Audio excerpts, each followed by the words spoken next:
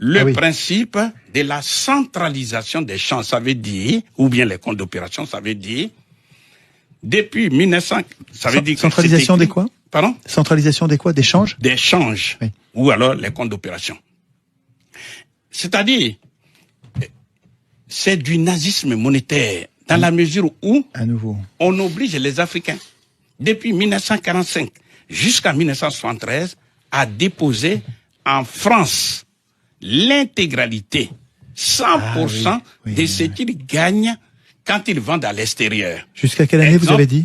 73. 73. Et à partir de 73, c'est 50%, je crois, hein, c'est ça? Non. C'est curieux, c'est 65%? J'ai dit de 1945 jusqu'à 1973, c'est 100%. C'est 100%. S'ils ont gagné 1000 milliards de dollars, ils déposent dans un compte que la France a pu ouvrir pour eux. Nicolas, ici. Il faut juste que vous preniez, il me semble, pour ceux qui connaissent pas l'échange, il faut que vous preniez un exemple. En disant, par exemple, quand un pays de la zone CFA a réussi à vendre, par exemple, de son coton, à l'extérieur, il y a des devises qui rentrent. C'est ça qu'il faut expliquer. Et que ces devises, quand elles rentrent, c'est une richesse pour le pays. Parce que normalement, ça va lui permettre d'acheter autre chose. Voilà. Et au lieu de s'en servir pour acheter autre chose, il faut qu'elle dépose cet argent, non pas dans sa banque centrale à elle, disponible pour participer au développement, mais il faut qu'elle le dépose dans une banque française, à la Banque de France. Donc, c'est au Trésor public français. Je rappelle, pour mémoire, le Trésor public, c'est l'expression financière de l'État.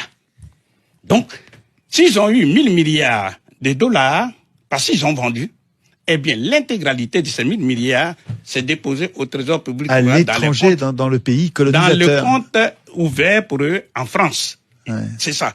Deuxièmement, de 1973 jusqu'en 2005, précisément le 20 septembre, eh bien, la France, dans sa générosité, a dit, bon, ce n'est plus la peine de prendre 100%.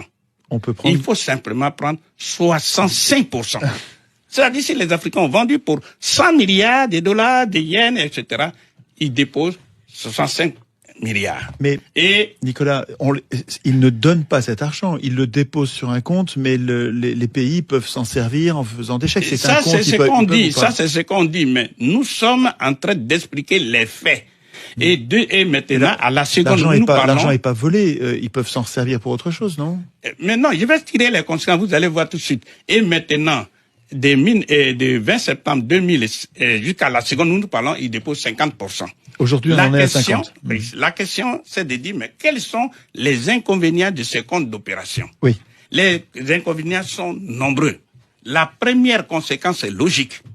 C'est que ces pays ne peuvent pas utiliser leurs devises pour acheter les biens d'équipement, les machines, pour pouvoir transformer chez eux les matières premières. C'est pourquoi ils sont sous-industrialisés. Et c'est pourquoi ils sont pauvres, parce que pour développer un pays, il faut, certes, l'outil monétaire, parce que l'économie d'un pays se gère par deux outils. L'outil monétaire et l'outil budgétaire. Alors, ici, on va faire un petit peu. À ce moment-là, c'est du vol. On est obligé de déposer et on peut pas s'en servir pour acheter. Non, c'est-à-dire que j'arrive, comme il dit, il veut faire un... C'est-à-dire quand il dépose les devises, la France n'a qu'à appuyer sur sa machine qui se trouve à Chamalières, parce que ça aussi, il faut le savoir. Ça se trouve à Chamalières. Et elle produit des faux billets qu'on appelle le franc des colonies françaises d'Afrique. Donc la France récupère des devises étrangères et elle ne donne au pays en question que des francs CFA. Voilà, parce qu'il faut que les auditeurs le sachent. C'est encore pire que ce que j'imaginais. Il faut que les auditeurs sachent, le franc CFA ne se fabrique pas en Afrique. Le franc CFA, comme c'est une propriété à 100% de la France, se fabrique précisément à Chamalières, près de Clermont-Ferrand. À Chamalières. Toujours à Chamalières. Toujours à la seconde. C'est la patrie de Giscard d'Estaing. Près de chez Giscard d'Estaing. C'est un hasard. C'est un hasard quand même. Ce n'est pas un hasard justement. Vous êtes un Français. Vous êtes un Français. Vous savez très bien ce que ça veut dire. Giscard d'Estaing et autres.